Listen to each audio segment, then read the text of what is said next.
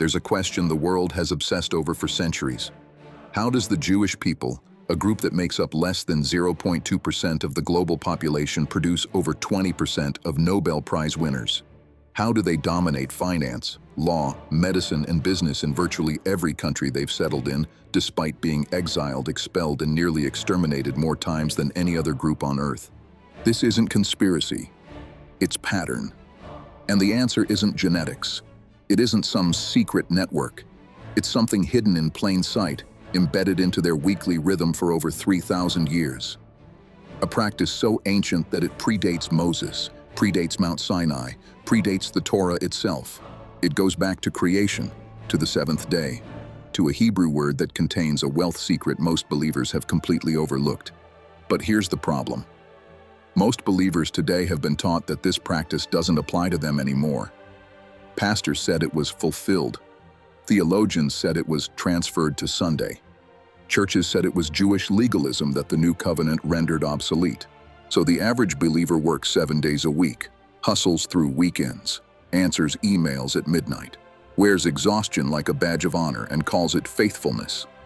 Meanwhile, the Jewish family down the street turns off their phones every Friday night, lights candles, gathers around a table with wine and bread and blessing, does absolutely no business for 25 hours straight, and somehow generationally, exposed to unthinkable hatred and violence across centuries, they keep building wealth that lasts.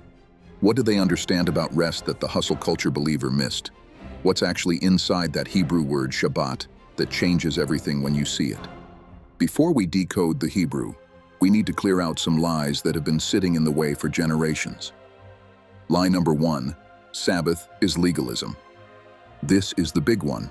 Somewhere along the way, believers started thinking that any command from the Old Testament was a burden that grace relieved them from. But think about this for a second. The Sabbath wasn't given at Sinai. It wasn't part of the law handed to Moses on the mountain. It was built into creation itself in Genesis chapter 2, before there was any Israel, any covenant, any commandment.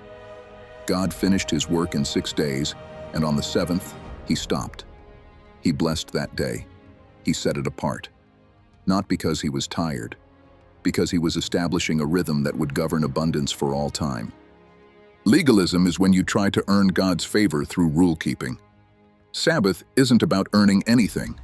It's about aligning with how reality actually works.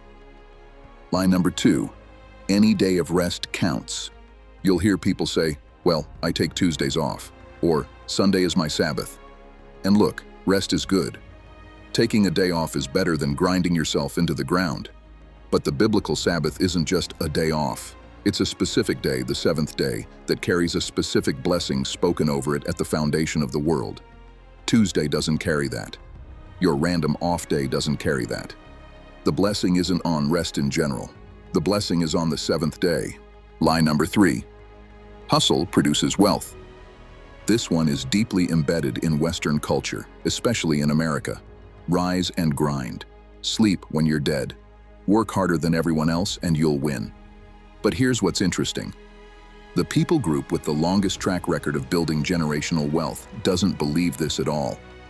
Observant Jewish families stop everything, every single week for 25 hours. No work, no business, no emails, no transactions. They've been doing this since Abraham, and yet somehow they're not behind. They're ahead, way ahead. At a certain point, you have to ask yourself if the hustle gospel is actually producing what it promises, or if it's just producing burnout and anxiety and medical bills. Lie number 4, Sabbath is about restriction. Most people hear Sabbath and think of a list of things you can't do. Can't work, can't drive, can't turn on lights. It sounds oppressive. But this is a complete misunderstanding of the Hebrew concept. The word the Bible uses when it describes how to experience Sabbath is onegi, which means pleasure, delight, luxury. Isaiah 58 says to call the Sabbath a delight. The rabbis taught that you're supposed to eat your best food on Sabbath, wear your best clothes, be with the people you love. It's not a day of deprivation. It's training in abundance. It's practicing every single week what it feels like to have more than enough. Now here's the Hebrew reframe that changes everything. The word Shabbat comes from the root shin bet tav, which means to cease, to stop, to desist from labor. Simple enough. But that same root forms another word, shevet, which means to sit, to dwell, to be enthroned. You see the connection? In the Hebrew mind, the one who is able to stop is the one who rules. The slave works 7 days. The slave has no control over his time. The slave is owned by his labor. But the king sits. The king dwells. The king is enthroned. Every week when you keep Sabbath, you are declaring with your actions, I am not a slave. My work does not own me. I am seated in covenant with the creator of the universe, and I trust him enough to stop. That's not legalism. That's freedom. And it's also, as it turns out, how wealth actually works. Let's go back to the beginning. Not Sinai, not Exodus, Genesis chapter 2, verses 1 through 3. This is before Adam has sinned, before there's any need for redemption or sacrifice or law. The world is still perfect, and God does something unusual. He stops. The text says that on the seventh day, God finished his work. He rested from all his work. And then it says he did 2 specific things to that day. He blessed it, and he sanctified it. Now, you have to understand what's happening here. God didn't rest because he was exhausted. The creator of the universe doesn't get tired. Isaiah 40 says he never fatigues, never grows weary. So why did he stop? Because he was modeling something. He was embedding a rhythm into the operating system of creation itself.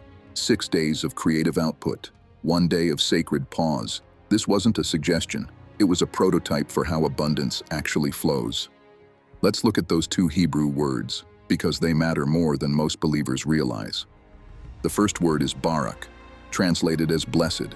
When God blessed the 7th day, he spoke favor and increase over it. But here's something fascinating. Barak shares its root with the word barak, which means knee. In Hebrew, blessing and kneeling are connected at the linguistic level. The picture is of positioning yourself correctly to receive. When you honor the Sabbath, you are positioning yourself, bending your life into alignment with the day that carries God's spoken favor.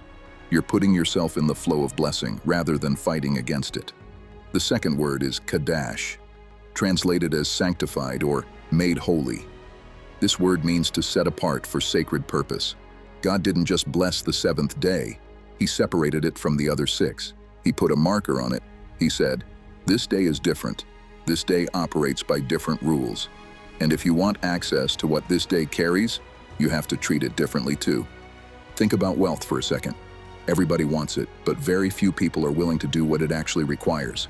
Building wealth requires separation. You have to separate yourself from the spending habits of the masses. You have to separate your emotions from your financial decisions. You have to separate your identity from instant gratification. Kadash, setting something apart, is the operating principle underneath every form of lasting success. And God embedded that principle into time itself, into one specific day, every single week. Here's what most believers miss. The Sabbath command in Exodus 20 points backward to this moment. It says, remember the Sabbath day to keep it holy, for in 6 days the Lord made the heavens and the earth and the sea and everything in them, and he rested on the 7th day. Therefore, the Lord blessed the Sabbath day and made it holy. The commandment isn't arbitrary, it's anchored in creation. The reason you're supposed to keep Sabbath isn't because God wants to restrict you. It's because there's a blessing on that day that has existed since the foundation of the world, and keeping Sabbath is how you access it. This isn't Old Covenant versus New Covenant. This isn't law versus grace. This is creation order. The Sabbath was blessed before there was a temple, before there was a priesthood, before there was a sacrifice system, before there was anything that could be fulfilled and set aside. The Sabbath sits underneath all of that, woven into the very structure of how time works. And here's the pattern that emerges when you look at it clearly. Work 6, rest 1. Trust that the God who provided manna in the wilderness, who gave a double portion on the 6th day so his people wouldn't have to gather on the 7th, is the same God who will provide for you when you honor his rhythm. This isn't religious preference. This is divine economics. The question isn't whether you can afford to rest. The question is whether you can afford to ignore the only day in all of creation that God himself blessed and set apart. Now we go deeper. Because the Hebrew language doesn't work the way English does. English is flat. One word, one meaning, move on. But Hebrew is layered. Every word contains multiple dimensions of meaning. And if you only read the surface translation, you're getting maybe 10% of what's actually there. The ancient rabbis taught that scripture operates on 4 levels. They called it pardes, which spells out the Hebrew word for orchard or garden. P for peshat, the surface meaning. R for remez, the hint or symbolic meaning. D for darash, the interpretive meaning. S for sod, the secret or mystical meaning. When you learn to read Hebrew this way, passages you've seen 100 times suddenly crack open and reveal things you never noticed. So let's walk through the word Shabbat layer by layer and see what's actually encoded inside it. Layer 1, the surface translation. Pick up any English Bible and you'll see Shabbat translated as Sabbath or rest. Simple enough. Most believers read that and move on. They think, okay, rest, got it. Take a break, put your feet up, watch some television. And they completely miss what's actually being communicated. The Hebrew concept of rest isn't passive. It isn't about doing nothing. The word carries the idea of cessation, yes, but cessation with purpose. It's the difference between a musician pausing between notes to create tension and beauty versus someone who just stops playing because they're bored. The pause is part of the composition. The rest is part of the work. When God rested on the 7th day, creation wasn't incomplete. It was finished. The rest wasn't recovery from effort. It was the crown of everything that came before. Sabbath rest, in the Hebrew understanding, is what completes the work. Without it, the 6 days of labor are just grinding. With it, they become a cycle of creation and abundance. Layer 2, the root word. Every Hebrew word is built on a 3-letter root, and these roots carry the DNA of meaning that flows through every word in that family. The root of Shabbat is Shin Bet Tav. This root means to cease, to stop, to desist from labor.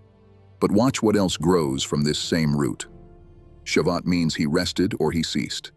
Shabbaton is a complete rest, a Sabbath of Sabbaths, used to describe Yom Kippur in the sabbatical year. Tishbat means you shall rest, the command form. And here's where it gets interesting. Shevet, from the same family of letters, means to sit, to dwell, to remain in a place. It's used to describe sitting on a throne, dwelling in the land, being established. You see the connection? Ceasing and being enthroned are linguistically linked in Hebrew. The slave never stops. The slave has no seat. But the one who rules, the one who has dominion, that person can cease because they're secure. Their position doesn't depend on constant striving. There's another word connected to this root that's worth seeing. In Exodus 31, verse 17, after God commands Sabbath observance, it says that on the 7th day, he rested and was refreshed. That word refreshed is vayenafash. It comes from nefesh, the Hebrew word for soul. Sabbath isn't just physical rest, it's soul restoration. It's the day your nefesh gets rebuilt. Layer 3, the pictographic meaning. Before Hebrew became the script we recognize today, it was pictographic.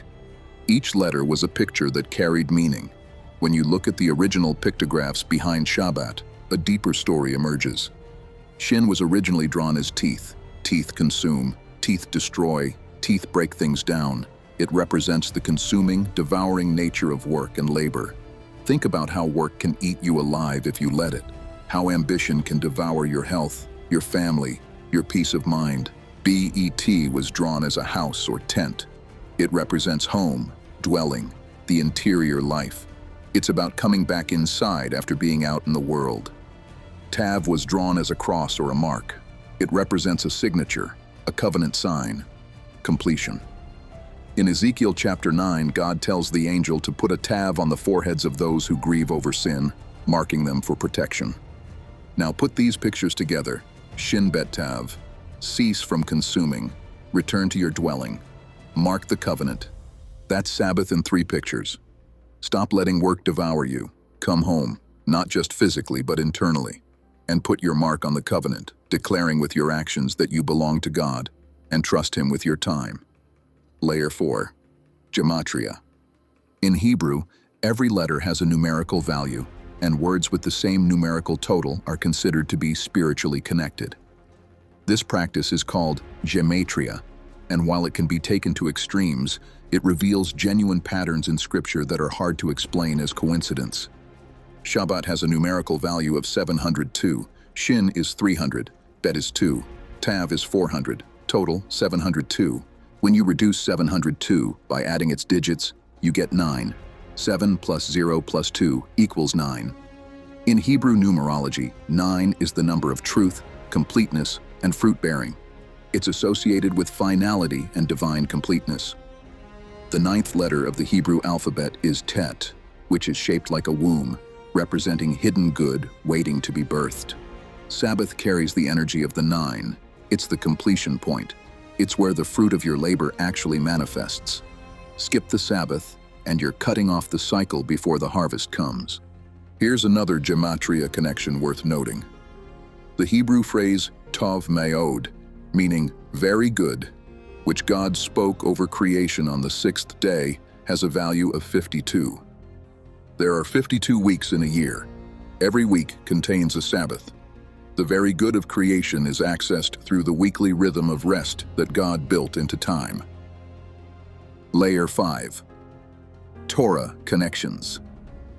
The Sabbath command appears in the 10 Commandments twice, once in Exodus 20 and once in Deuteronomy 5. And there's a difference between them that most readers miss entirely. In Exodus 20 verse 8, the command begins with the word Zakor. Remember the Sabbath day to keep it holy. Zakor means to remember, to recall, to bring to mind. In Deuteronomy 5 verse 12, the same command begins with a different word, Shamor. Keep the Sabbath day to sanctify it. Shamor means to guard, to protect, to observe carefully. The rabbis noticed this discrepancy and taught that God spoke both words simultaneously, something only the divine voice could do. Zachor and Shamor together. Remember with your mind, keep with your actions. Internal consciousness and external practice fused into one commandment. This is why Sabbath isn't just about taking a day off. It's about remembering what the day means while keeping its boundaries. One without the other is incomplete. You can remember the Sabbath intellectually while working straight through it. You can technically keep it while your mind is still running through your to-do list. The command is both. Mind and body, thought and action, aligned. Now look at Isaiah 58 verses 13 and 14. This is the prosperity promise connected to Sabbath. If you turn away your foot from the Sabbath, from doing your pleasure on my holy day, and call the Sabbath a delight, the holy day of the Lord honorable, and honor him, not doing your own ways, nor finding your own pleasure, nor speaking your own words, then you shall delight yourself in the Lord, and I will cause you to ride on the high places of the earth, and feed you with the heritage of Jacob your father. That word delight is waneg in Hebrew. It means pleasure, enjoyment, luxury. You're supposed to call the Sabbath a luxury. You're supposed to experience it as pleasure, not obligation. And the promise attached to those who do this? They will ride on the high places of the earth. They will inherit what Jacob inherited. Jacob, who became Israel. Jacob, whose sons became the 12 tribes. Jacob, who despite every obstacle, built a family and a legacy that outlasted empires. That's the heritage connected to Sabbath. Layer 6, the economic principle. Now let's bring this all together in terms of wealth and provision. Exodus chapter 16 tells the story of the manna. Israel is in the wilderness, just out of Egypt, and they have no food. God says he's going to rain bread from heaven, but there are rules. Each day, gather what you need for that day. Don't try to store it overnight because it will rot and breed worms. But on the 6th day, gather a double portion, because on the 7th day, the Sabbath, no manna will appear. This is a test. It says so in the text. God is testing whether they will walk in his instruction or not. Some people tried to hoard manna overnight during the week. It rotted. Some people went out on the 7th day expecting to find manna anyway. There was nothing.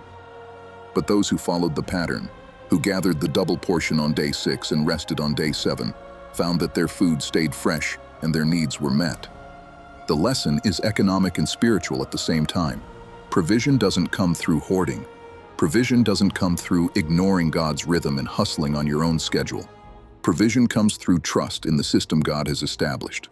The Hebrew word for trust is bitachon. It comes from a root meaning security, confidence, safety. Real wealth, the kind that lasts and doesn't destroy you, requires bitachon. It requires trusting that when you rest, you won't fall behind. That when you stop striving, God keeps providing. Every Sabbath is an exercise in bitachon. Every week, you face the same test Israel faced in the wilderness. Will you trust the double portion? Will you rest when everything in your flesh wants to keep grinding? Will you prove with your actions that your security comes from covenant, not from hustle? Those who pass this test, week after week, year after year, generation after generation, build something different. Their children see a family that isn't enslaved to work. Their businesses operate on a rhythm of sustainable output instead of burnout and crash. Their relationship with money comes from abundance, not anxiety. That's the 6th layer. Sabbath isn't just spiritual. It's the most practical financial training you could ever receive. Let's talk about the elephant in the room. Because if we're going to discuss Hebrew wealth principles, we have to address this honestly. Jewish people make up less than 0.2% of the world's population. That's about 16 million people out of 8 billion, a tiny sliver. And yet, when you look at the data, the pattern is impossible to ignore. In the United States, Jewish households earn significantly more than the national median. Studies have shown the average income is somewhere between 50 to 100% higher than the general population.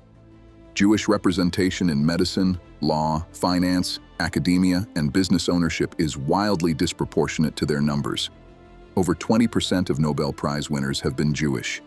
In Hollywood, in publishing, in tech startups, the same pattern shows up again and again. Now, anti-Semites have looked at this data and spun conspiracy theories for centuries. Secret networks, hidden manipulation, global control. That's evil nonsense, and it misses the actual explanation entirely. And on the other side, some people get uncomfortable even acknowledging the pattern. They think it's somehow offensive to notice. But the pattern is real, it's documented, and pretending it doesn't exist helps no one. So what's actually going on? It's not genetics. There's no wealth gene that Jewish people carry. Ashkenazi Jews, Sephardic Jews, Mizrachi Jews, Ethiopian Jews all have different genetic backgrounds but share many of the same cultural and religious practices. It's not some secret society. The practices that create this pattern are written down in books anyone can read. They've been teaching the same principles in the same way for 3,000 years. Nothing is hidden. What's actually happening is cultural formation, and Sabbath is at the center of it. The weekly reset. Think about what happens when an entire community stops working at the same time every single week. No exceptions. No, I'll just finish this one thing. No, let me check my email real quick. Complete cessation from Friday sundown to Saturday night. First, it prevents burnout. The human body and mind were not designed for endless output. Every productivity study confirms this. After a certain number of hours, your work quality drops. Your decision-making gets worse. Your creativity flatlines. The people who work 7 days a week aren't outproducing the people who rest. They're just spreading the same output thinner while destroying their health. Sabbath-keeping families have a hard boundary against this. Every single week, no matter how busy, no matter how urgent something feels, they stop. The deal closes on Sunday, not Saturday. The deadline gets met on Friday, or it waits until after Havdalah. This rhythm prevents the kind of cumulative exhaustion that derails careers and destroys health over time. Family cohesion. Here's something that gets overlooked. The Sabbath isn't just individual rest, it's communal rest, family rest. Every Friday night, observant Jewish families gather around a table. Candles are lit, wine is blessed, bread is broken, and then they eat together, talk together. No phones buzzing, no screens glowing, no one rushing off to answer a work message. For 25 hours, the family is actually together.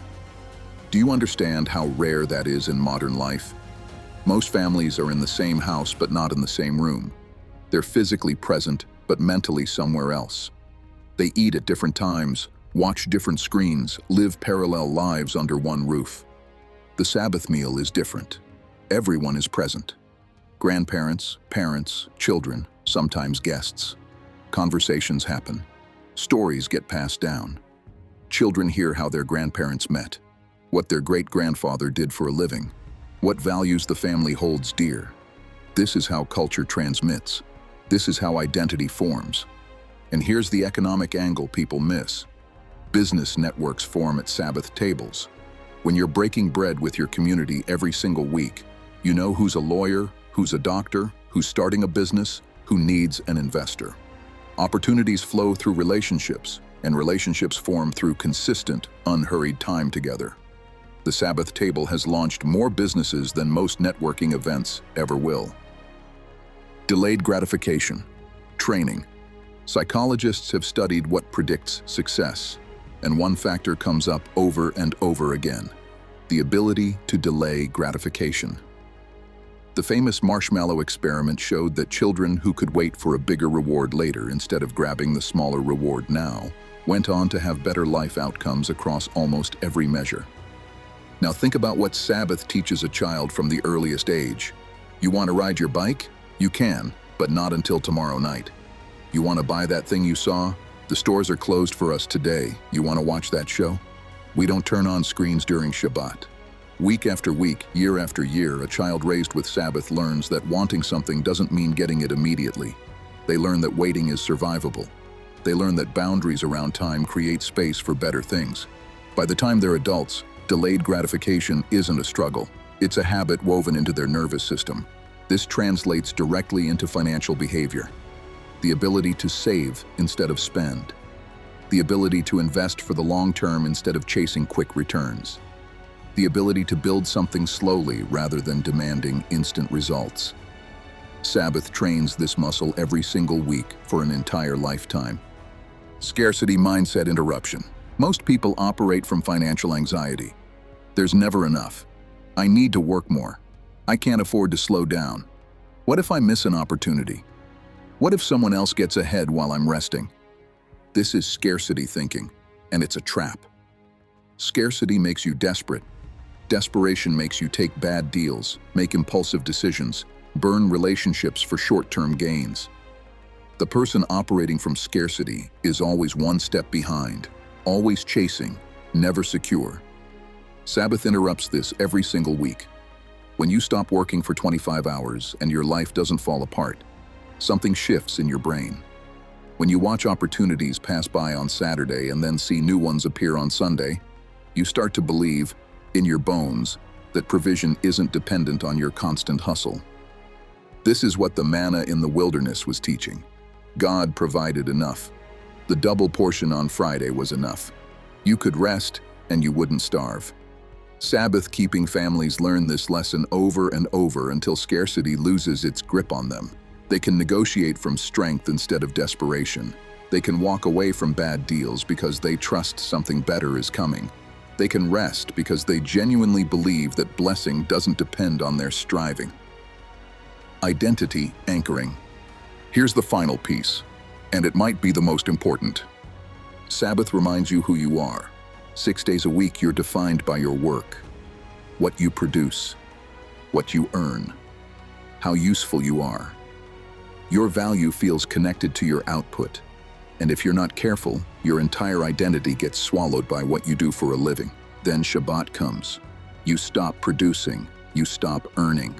For one day, you aren't a doctor, or a lawyer, or a business owner, or an employee. You're a child of the covenant, a member of the family, a soul. This is psychologically powerful in ways that are hard to overstate. People who have a stable identity outside of their work make better decisions. They don't overwork to prove their worth. They don't crumble when business goes bad. They don't sacrifice their families on the altar of professional success. Their identity is anchored in something that can't be taken from them by a layoff or a market crash.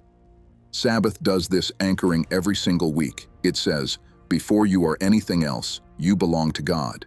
Your value doesn't come from your productivity. You can stop, and you're still you. You can rest, and you're still valuable. You can cease from labor, and your dignity remains intact.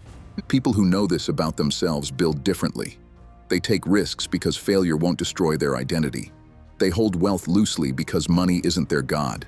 They invest in relationships and legacy because they know those matter more than another zero in the bank account.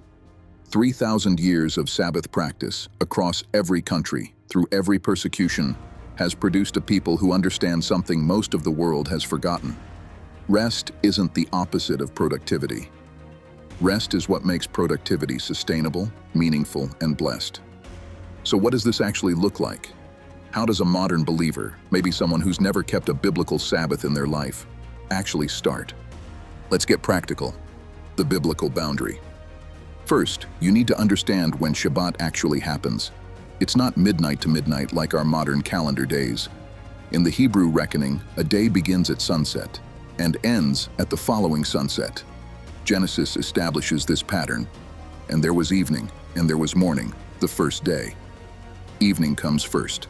So Shabbat begins Friday at sundown and ends Saturday at sundown, roughly 25 hours depending on the time of year and where you live. This isn't arbitrary. The rhythm of light and dark, the transition from day into night and back again, is built into the practice. If you've been treating Sunday morning church as your Sabbath, understand that there's nothing wrong with Sunday worship. Gather with your community whenever you gather. But Sunday church isn't the seventh-day rest that God blessed in Genesis and commanded in Exodus. They're two different things. One is assembly, the other is cessation. You can do both. Preparation for Shabbat. Here's something that surprises most people new to this. Sabbath rest requires work to prepare for. The day before Shabbat is called Erev Shabbat, or in English, the eve of Sabbath, and it's one of the busiest days of the week in an observant household. Think about it. If you're not going to cook for 25 hours, the food has to be ready before sundown. If you're not going to clean, the house needs to be in order before you stop. If you're going to have guests, invitations went out days ago. The grocery shopping is done, the table is set, everything is handled so that when the sun dips below the horizon, you can actually rest without a list of undone tasks nagging at the back of your mind. This preparation is part of the practice. It teaches you to think ahead, to get your affairs in order, to front-load effort so you can backload rest. Believers who complain that they can't afford to take a day off usually haven't done the work of preparation. They're living in reactive mode all week and then wondering why rest feels impossible. Start your Sabbath practice on Thursday or Friday morning. Ask yourself what needs to be done before sundown Friday so you can truly stop. Make the calls, send the emails, finish the tasks, buy what you need, prepare your food, clean your space. By the time Friday afternoon arrives, you should feel the transition coming, a winding down, a completion of the week's demands. The candle lighting. In Jewish tradition, Shabbat officially begins with the lighting of candles. Typically 2 candles, representing the 2 commands, Zachor and Shamor, remember and keep. The woman of the house traditionally lights them, covers her eyes, and says a blessing. The blessing in English is, "Blessed are you, Lord our God, King of the universe, who has sanctified us with his commandments and commanded us to kindle the Sabbath light." You don't have to be Jewish to do this. The commandment was given to all who would follow the God of Israel, and throughout Scripture, foreigners who joined themselves to Israel were expected to keep Shabbat along with everyone else.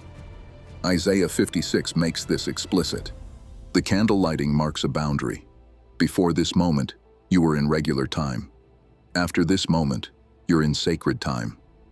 The flame is a visual reminder that something has shifted. Even if you do nothing else, light 2 candles at sunset on Friday and acknowledge that you're entering the rest God blessed at creation. Ceasing from melaka. The Hebrew word used in the commandment for work is melaka. This isn't just any labor. It's not about physical effort. Melaka refers specifically to creative, productive, purposeful work, the kind of work that changes the world around you, that produces something, that exercises dominion over your environment. The rabbis identified 39 categories of malaka based on the work required to build the tabernacle, since the Sabbath command is juxtaposed with tabernacle instructions in Exodus. These categories include things like planting, harvesting, writing, building, weaving, and kindling fire. For the modern believer just beginning, you don't need to master all 39 categories right away. Start with the obvious applications. Don't do your job. Don't run your business. Don't answer work emails or take work calls. Don't do your regular household chores. Don't run errands or go shopping. Don't do anything that feels like your normal weekday productivity. The point isn't to create a legalistic checklist of forbidden activities. The point is to genuinely stop creating, producing, and striving for 25 hours. If you find yourself looking for loopholes, asking, "But does this count?" you're probably missing the heart of the practice. The question isn't what you can get away with. The question is whether you're actually resting. Engaging in oneg. Remember that word from Isaiah? Oneg. Delight, pleasure. The Sabbath isn't supposed to feel like punishment or deprivation. It's supposed to feel like luxury. So what brings you genuine pleasure and rest? Do that. Eat good food. This is central to Shabbat practice. Friday night dinner should be the best meal of your week. Nice dishes, candles on the table, wine or grape juice for the blessing, challah bread if you can get it. Take your time eating. Don't rush. This isn't fuel for productivity. This is enjoyment of God's provision. Spend time with people you love. Shabbat is communal. Invite friends over. Gather with family. Have actual conversations, the kind that wander and go deep, not the rushed exchanges you have during the busy week. Take a walk. Get outside. Notice things you normally rush past. Let your thoughts slow down. Read. Not for work or self-improvement. Read for pleasure. Read scripture slowly, without agenda. Sleep. Naps on Shabbat are practically mandatory in some traditions. Your body needs rest, real rest, and Shabbat is permission to take it. Make love to your spouse. The rabbis taught that Shabbat is an especially appropriate time for marital intimacy. It's a celebration of the goodness of creation, a delight that strengthens the marriage bond. The goal is pleasure without production, enjoyment without agenda, being instead of doing. The mindset shift. Here's where most people struggle. Keeping Shabbat isn't primarily about logistics, it's about what you believe. If you believe deep down that your provision depends on your hustle, you'll never truly rest. You'll white-knuckle through Saturday, anxious about what you're missing, mentally rehearsing Monday's tasks, checking your phone just to see. But if you actually believe that the Creator of the universe has blessed a specific day, that He's commanded rest because He knows what you need, that your striving adds nothing to His provision and your resting takes nothing away, then you can stop. Really stop. Not fake stopping while your mind keeps grinding, but genuine cessation. Peace. The first few Sabbaths might feel uncomfortable, restless, boring even. That's normal. Your nervous system has been trained to constant stimulation. It doesn't know what to do with stillness. Push through. The discomfort is withdrawal, and it passes. After a month of consistent practice, something shifts. You start looking forward to Friday sunset. The rhythm starts to feel natural. Your body begins to anticipate the rest, and you start to notice that you're not falling behind, that the world keeps turning even when you stop pushing it. That's when Shabbat stops being an obligation and starts becoming the gift it was always meant to be. So here's where we land. You've heard the Hebrew, you've seen the layers, you've looked at the evidence of what happens when a people group keeps this practice for 3,000 years through the worst circumstances imaginable. Now the question is simple. What are you going to do with it? The Sabbath isn't just a nice idea. It isn't a lifestyle hack or a productivity tip dressed up in religious language. In Exodus 31, verse 13, God calls the Sabbath an OT, a sign. Surely my Sabbaths you shall keep, for it is a sign between me and you throughout your generations, that you may know that I am the Lord who sanctifies you. A sign. Think about what signs do. They mark something. They identify something. They declare a relationship. When you see a wedding ring on someone's finger, you know something about them without asking. That ring is a sign. Sabbath is the ring. It's the sign that marks a people who belong to God, who trust Him, who order their lives around His rhythm instead of the world's demands. 3,000 years of covenant marked by one day every single week. Now here's what's uncomfortable. If the Sabbath is a sign of covenant relationship, what does it mean when believers ignore it entirely? What does it communicate when someone claims to follow the God of Abraham, Isaac, and Jacob, but has never once kept the day he blessed at creation? This isn't about legalism. Nobody's saying you earn God's favor by resting on Saturday. Salvation doesn't come through calendar observance. But covenant has signs. Relationships have markers. And this one was important enough that God wrote it into the 10 Commandments, right alongside don't murder and don't commit adultery.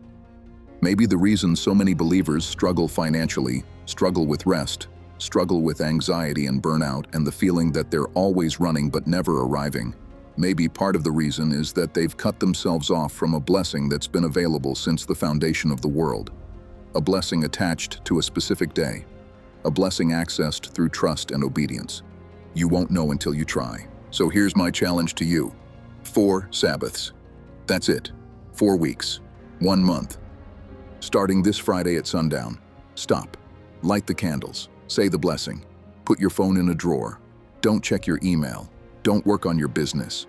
Don't do errands or chores. Prepare the day before so you can actually rest when the time comes. Gather your family around a table. Eat something good. Talk to each other. Go to bed without an alarm set for the next morning. Then do it again the next week, and the next, and the next. After 4 Sabbaths, take inventory. How do you feel? Not just physically, but spiritually, mentally, emotionally. Has something shifted in the atmosphere of your home? Do you relate to money differently? Does the week feel different when it has a boundary, a finish line, a rhythm? Test it.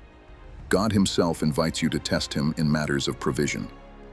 Malachi 3 says, "Bring the tithe and see if he won't open the windows of heaven." The same principle applies here. Keep the Sabbath and see if there isn't a blessing attached that you've been missing. This isn't about becoming Jewish. It's about returning to something that was always meant for everyone who follows the God of Israel. Isaiah 56 promises that the foreigner who keeps the Sabbath, who holds fast to the covenant, will be brought to God's holy mountain and given joy in his house. That promise is still on the table. 3,000 years of evidence. A command written into creation before there was any law to fulfill. A day blessed and sanctified by God himself. A sign of covenant available to anyone willing to receive it. The hustle culture says rest is weakness. The prosperity gospel says sow more seed and work more hours. The world says you can't afford to stop. But the Hebrew wisdom, the ancient rhythm that built generational wealth through persecution and exile and every obstacle imaginable, says something different. It says the one who knows how to cease is the one who truly creates. The one who can stop is the one who rules. The slave works 7 days. The king rests. This Friday at sundown, you get to decide which one you are. Shabbat Shalom. If this teaching opened your eyes to something you'd never seen before in Scripture, subscribe to this channel. We decode the Hebrew that most believers never learned, the layers hidden in the original language that change everything when you finally see them. Drop a comment below and tell me, have you ever kept a biblical Sabbath? Are you going to try it after watching this? I read the comments and I want to hear what's stirring in you. And share this video with someone who needs to hear it. Someone who's burning out. Someone who's grinding 7 days a week and wondering why blessing feels so far away. This might be the word that changes everything for them. Next week, we're going deeper into another Hebrew concept that unlocks biblical prosperity. Make sure you're subscribed so you don't miss it. Until then, Shabbat Shalom.